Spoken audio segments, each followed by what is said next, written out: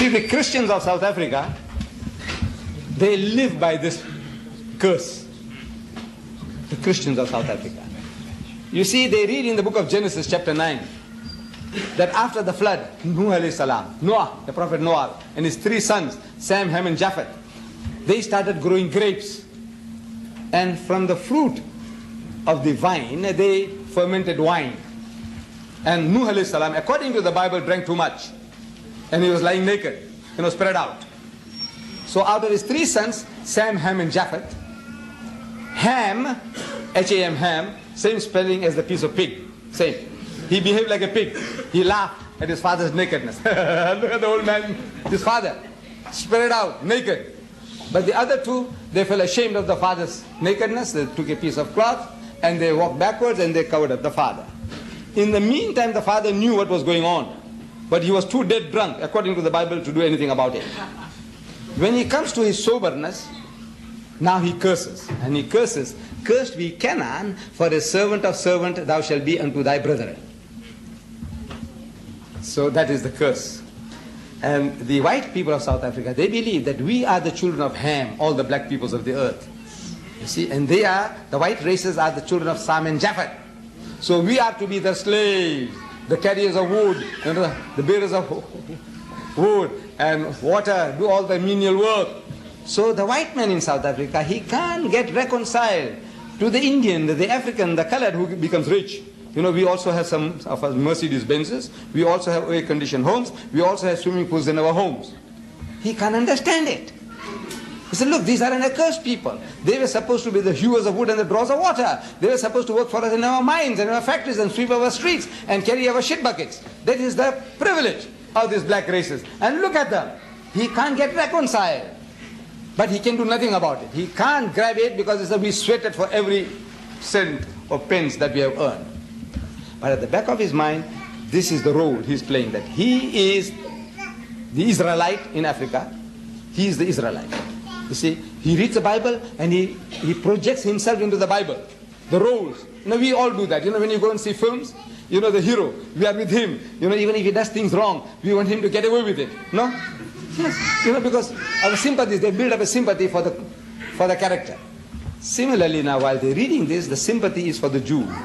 And they put themselves in the position of the Jews, that we are the Bani Israel in Africa.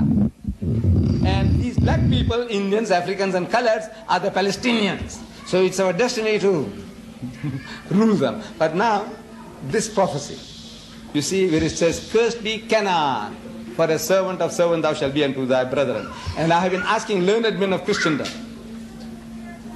I said, who saw his father's nakedness and laughed? They say, Ham. And I said, who is Canaan?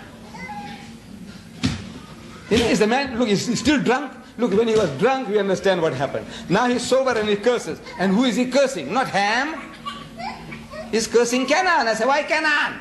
And believe me, no Christian worth the name, even Jimmy Swaggart or his father, can answer that. Why Canaan? And is God blind?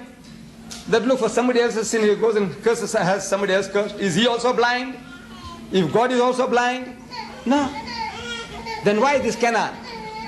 You see, in that chapter 9 of Genesis, you read again now, you'll note that every time the name Ham is mentioned in that chapter, it says, and Ham the father of Canaan, and Ham the father of Canaan, and Ham the father of Canaan. So when you finished, you think Ham and Canaan are synonymous terms, which are not. Ham had 4 sons, Cush, Mizraim, Put, and Canaan. He was the youngest of the grandson of Nuh. Why would he leave the culprit, leave the 3 other brothers of his, and curse this little infant fellow? Why? Ask him. Is the man still drunk? Or is God blind? No. This is man-made book. The book is man-made. This is not the book of God. So the guy who had the pen in his hand, very few people were able to read or write in those days. Like in Arabia, there were only about half a dozen people in the whole of Arabia in the time of our Nabi Kareem Sallallahu Alaihi Wasallam who could read and write. Abu Jahl was one of those. So, very few people. And if you had something against Deedat, oh, you can introduce me into the book. As Lot, as Lut, as Noah, as Nuh, as Ham, all this you can do because you got the pen in your hand. This is the book of man. This is how it has worked. But otherwise, make them to account for it. Who is Canaan and who is Ham? Why should this man know? If in his righteous indignation, if he cursed Ham and said, you be cursed and your children and your children's children for eternity, we can understand. He should have no right to do that. But we can understand man's anger. You speak like that. But he leaves the culprit out. And he leaves the three other sons of his, and he picks up the innocent little child. You know why? Because Canaan became famous in history. So this, whatever family this guy belonged, he had something against the Canaanites. So this is the concoction, the word of man. So Allah says, فَوَيْلٌ لِلَّذِينَ يَكْتُبُونَ الْكِتَابَ بِأَيْدِهِمْ. So woe to them who write the book with their own hands. ثُمَّ يَقُولُونَ هَذَا مِنْ عِنْدِ اللَّهِ. Then they say, this is from Allah. لِيَشْتَرُوا بِهِ ثَمَنًا قَلِيلًا. That they may reap some little reward. وَوَيْلٌ لَهُمْ مِمَّا كَتَبَتْ أَيْدِهِمْ. So woe to them for what they write. And وَوَيْلٌ لَهُمْ مِمَّا يَكْسِبُونَ. And woe to them for what they earn. Mr. Chairman, this is the last. وَآخِرُ دَعْوَانَا الْحَمْدُ لِلَّهِ رَبِّ الْعَالَمِينَ.